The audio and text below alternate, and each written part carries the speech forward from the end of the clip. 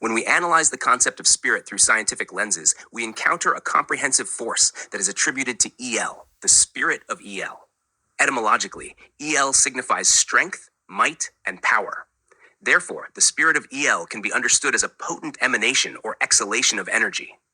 The eternal spirit, as a source of power, is the origin of the universe, πάντα, as Paul asserts, out of whom all things are created, creation ex Deo. In scriptural contexts, electricity is metaphorically equated to spirit because it is emitted from the corporeal substance of the higher power, or El, analogous to the act of breathing or exhaling. This concept is illustrated by phenomena such as heated iron or a magnet. While these are solid materials, when they are near an energy source or within an electromagnetic field, they become enveloped by light, heat, or magnetism. This aura exemplifies the emitted power or spirit of the deity, while the glowing iron or magnet represents the substantive essence of deity.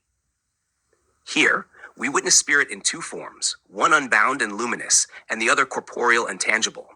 The original state of spirit is not an abstract essence, but a corporeal, physical reality. It was never formless or diffuse before being condensed into physical existence. Instead, it has always possessed a tangible, material nature.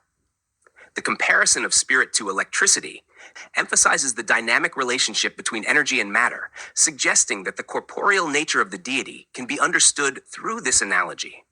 Just as electricity, when emitted, manifests as visible and tangible power, so too does the Spirit of God emanate from his substance, illuminating and energizing creation.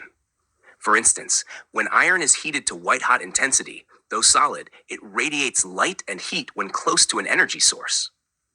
This suggests that the deity, inherently corporeal, possesses an incorruptible form and substance. The passage reinforces the notion that spirit is not an abstract, immaterial concept, but rather a physical reality that exists within the framework of energy and matter. This relationship between spirit and matter can be further explained using Einstein's equation, E equals mc squared, which shows that energy, E, and mass, m, are interchangeable, with c squared representing the speed of light squared. This implies that energy and matter are two forms of the same underlying reality. Therefore, if spirit is considered a form of energy, it follows that it is not incorporeal, but a manifestation of corporeal power. Spirit is energy in its most refined and potent form, interacting with the natural world as a dynamic force. Thus, the synthesis of light, heat, and life within the framework of spirit signifies that the deity is the ultimate source of all existence, shaping the cosmos through his corporeal yet radiant essence, which sustains creation. To suggest otherwise would imply the existence of an abstract intelligent power prior to the substance or hypostasis of the deity, of which Jesus Christ is the current embodiment.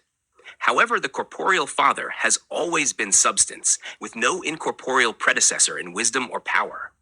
His nature is the foundation of all existence, both animate and inanimate, throughout the universe.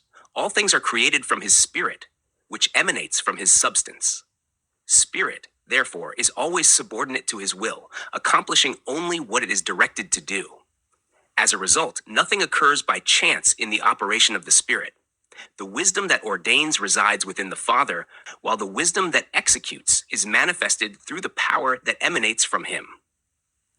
This can be observed in the fact, which has been experimentally verified, that a person can will actions to be carried out at a distance. The will, though unspoken, can be fulfilled, and any resultant action will not be contrary to the will. Likewise, the spirit of the deity cannot act against the will of the deity. This is reflected in the words of Jesus.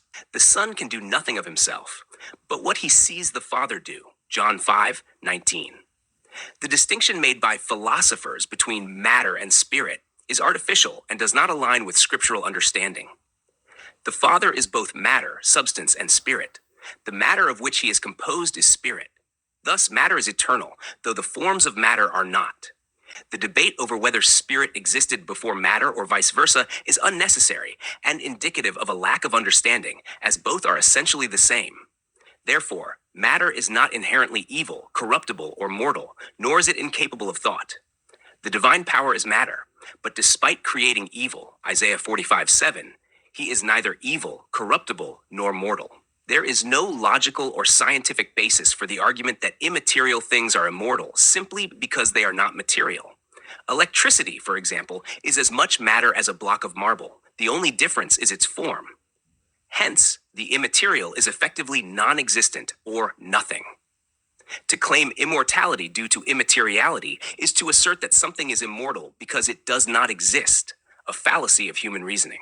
The divine power's spirit permeates all matter, filling every atom and sustaining all creation.